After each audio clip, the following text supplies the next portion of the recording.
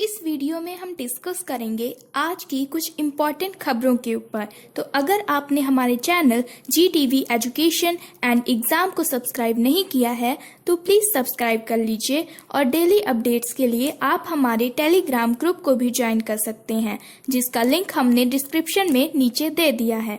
तो चलिए अब शुरू करते हैं। पीएम नरेंद्र मोदी 17 जुलाई को संयुक्त राष्ट्र की 75वीं वर्षगांठ पर ECOSOC को संबोधित करेंगे। प्रधानमंत्री नरेंद्र मोदी 17 जुलाई को न्यूयॉर्क में संयुक्त राष्ट्र की आर्थिक और सामाजिक परिषद के उच्च स्तरीय सेगमेंट के मान्य सत्र में मुख्य भाषण देंगे। सत्र संयुक्त राष्ट्र की 75वीं वर्षगांठ पर होगा। इसे एक महत्वपूर्ण विकास माना गया है क्योंकि भारत के सुरक्षा परिषद के चुनावों के बाद संबोधन संयुक्त राष्ट्र में पीएम नरेंद्र मोदी का पहला भाषण होगा। संयुक्त राष्ट्र महासचिव एंटोनियो गुटरेस और नॉर्वे के पीएम एर्ना सोलबर्ग द्वारा पीएम इसमें शामिल होंगे। ECOSOC द्वारा प्रतिवर्ष आयोजित किए जाने वाले उच्च स्तरीय खंड का विषय कोविड-19 के बाद बहुपक्षवाद है।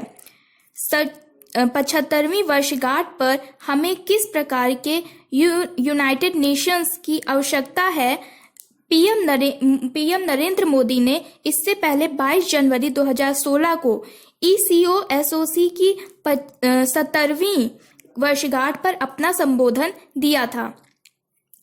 इसका महत्व जान लेते हैं।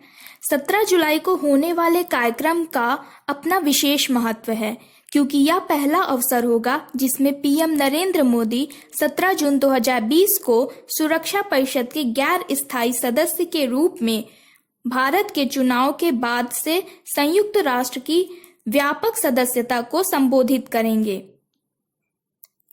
संयुक्त राष्ट्र ECOSOC सत्र से क्या उम्मीद करें? बदलते अंतर्राष्ट्रीय परिवेश और चल रही कोविड-19 महामारी के प्रकाश में सत्र से बहुपक्षवाद के पाठ्यक्रम को आकार देने और मजबूत नेतृत्व के मदद से बहुपक्षीय एजेंडा को आगे बढ़ाने के तरीकों का पता लगाने के लिए भागीदारी की व्यापकता पर ध्यान केंद्रित करने की उम्मीद है। प्रभावी अंतर्राष्ट्रीय संस्थानों और वैश्विक सार्वजनिक वस्तुओं पर एक बढ़ाया ध्यान केंद्रित करना है।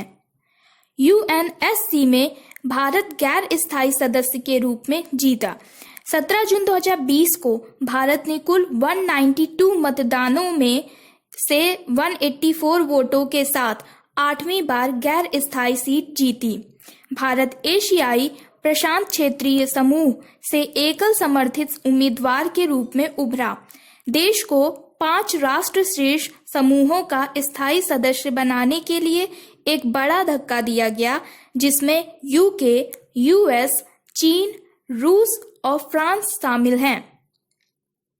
संयुक्त राष्ट्र आर्थिक और सामाजिक परिषद के बारे में यूनाइटेड नेशंस ECOSOC की पहली बैठक लंदन में 23 जनवरी 1946 को हुई थी।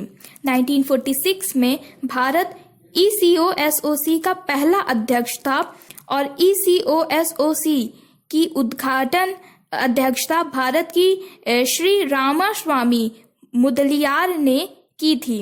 संगठन को संयुक्त राष्ट्र के 6 प्रमुख अंगों में से एक के रूप में स्थापित किया गया था और संयुक्त राष्ट्र के सामाजिक, आर्थिक और सांस्कृतिक गतिविधियों के लिए निर्देशन करने और प्रस्तुत करने के लिए अनिवार्य किया गया है।